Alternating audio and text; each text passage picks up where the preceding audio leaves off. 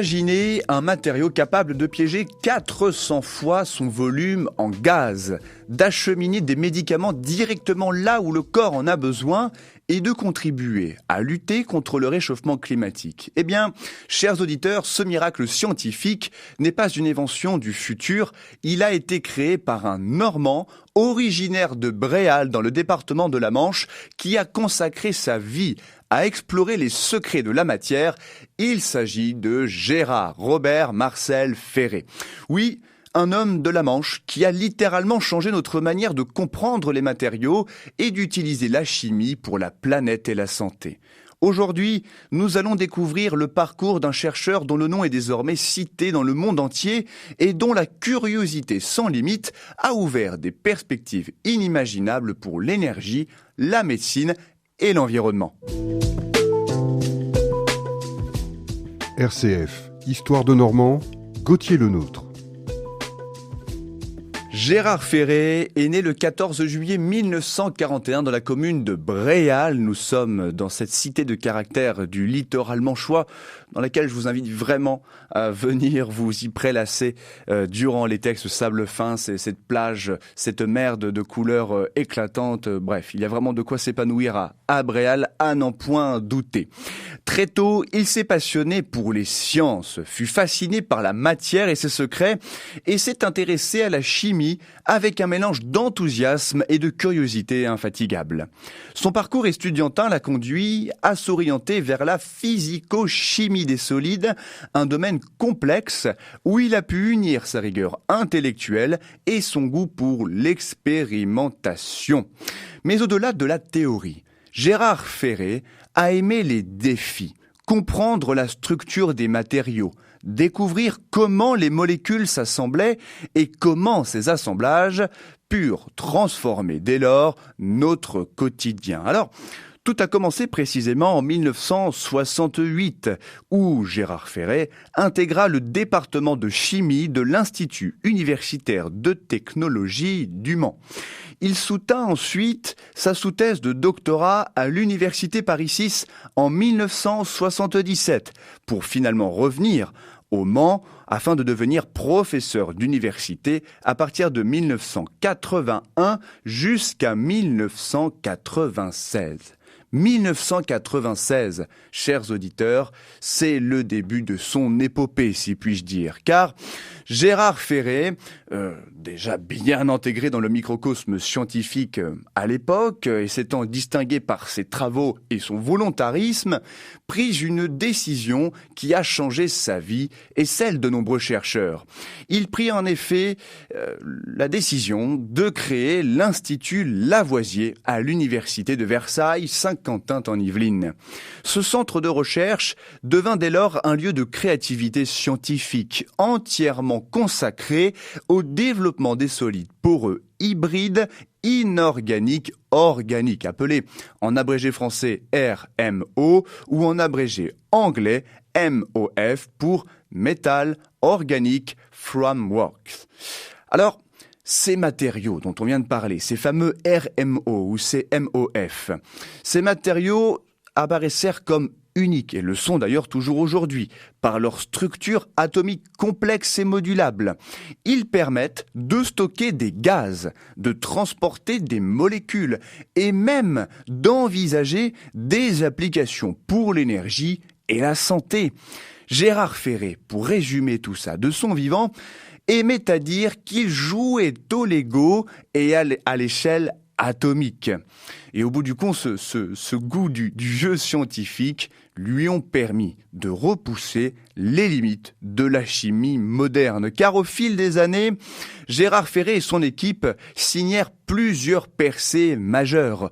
Des découvertes de matériaux comme le 1053, le 1088, puis le fameux 1100.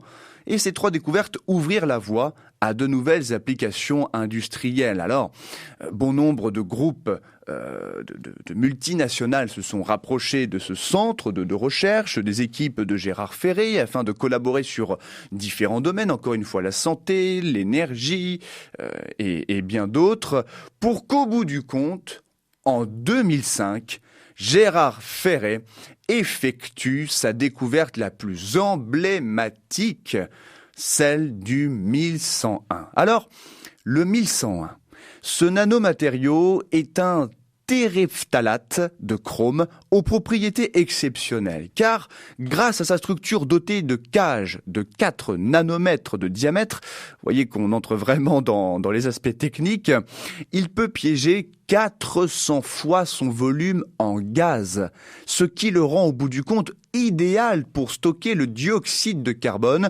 principal gaz à effet de serre, mais aussi pour transporter des médicaments dans le corps jusqu'aux organes cibles ou stocker de l'hydrogène pour l'énergie. Vous voyez à quel point, en réalité, cette matière est prometteuse, recense un potentiel important pour l'évolution de la science, de la santé encore une fois, mais aussi de la lutte contre le réchauffement climatique. Le 1101, au bout du compte, devint dès sa découverte en 2005 un véritable matériau miracle, breveté par le CNRS, reconnu de manière internationale. Dès sa publication, il a attiré l'attention de l'industrie mondiale et des groupes comme BASF se lancèrent dans sa fabrication et Gérard Ferré devint l'un des chimistes français les plus cités dans le monde, juste derrière Jean-Marie Lehn. Tout au long de sa carrière, Gérard Ferré est resté fidèle à son rôle d'enseignant. Pendant 50 ans, en plus de ses recherches, il a transmis son savoir avec passion à ses étudiants, les guidant dans le monde exigeant de la chimie des matériaux. Parallèlement, il a publié non pas moins de 400 articles scientifiques dans les revues les plus prestigieuses du monde entier, comme le Journal of Solid State Chemistry, Solid State Science, Journal of the American Chemical Society ou Science. Chacune de ces publications a témoigné de sa rigueur, de son sens de l'innovation et de son engagement pour la diffusion du savoir scientifique. Il faut savoir que grâce à tout ça, Gérard Ferré a également participé auprès du gouvernement français, auprès des représentants de l'État, à la promotion de la chimie en France, à sa reconsidération, cette discipline qui, il est vrai, est regardée de loin comme étant complexe, ennuyante, lui au contraire a tout fait pour que ce soit l'une des disciplines majeures de la puissance française. RCF, Histoire de Normand, Gauthier Lenôtre. La reconnaissance nationale et internationale ne s'est pas fait attendre, vous l'avez compris, chers auditeurs, car par ses recherches, par son engagement dans la société, Gérard Ferré est entré à l'Académie des sciences, devint président du Comité national de la chimie et vice-président de la Société française de chimie à partir de 2007. Sa contribution scientifique fut couronnée également, et c'est sans doute le plus important à retenir, par la médaille d'or du CNRS, la plus haute distinction scientifique française.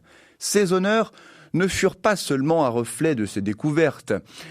Ils témoignèrent de son influence durable dans la recherche, l'industrie et la société. Son travail a dépassé le cadre du laboratoire. Le 1101 et les MOF qu'il a développés ouvrirent des perspectives pour le développement durable, en piégeant le CO2 et en contribuant à la lutte contre le réchauffement climatique.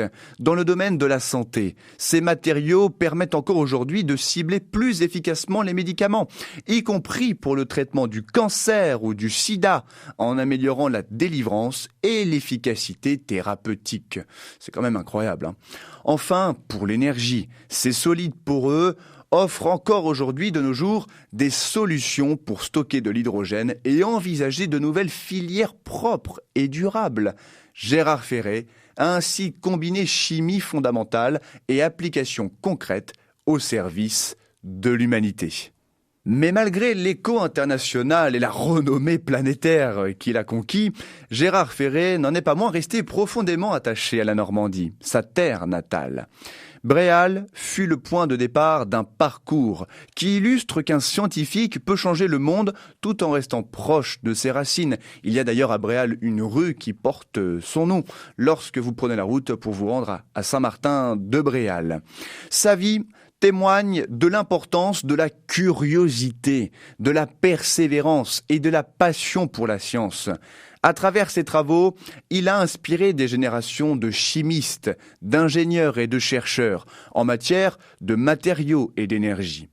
Malheureusement, il expira son ultime souffle en 2017 en nous léguant un héritage gigantesque. Mais son nom est paradoxalement méconnu localement, méconnu en Normandie et peu popularisé en France, alors que partout dans le monde, son nom circule dans les plus prestigieuses institutions scientifiques. Alors, chers auditeurs, Gérard Ferré ne fut pas seulement un chimiste, ce fut un pionnier, un enseignant, un inventeur et un Normand engagé. Vous devez reconnaître et ne pas oublier, en parler autour de vous, que sa découverte du 1101 a changé la vision de la science, la vision de la chimie contemporaine. En suivant son parcours, nous comprenons que la science est aussi une aventure humaine, où passion, curiosité et créativité peuvent transformer l'humanité, notre société. Il nous rappelle qu'un Normand, parti de Bréal, une petite commune de la Manche, peut marquer l'histoire de la chimie et contribuer à relever les défis de notre planète. Et désormais, vous saurez.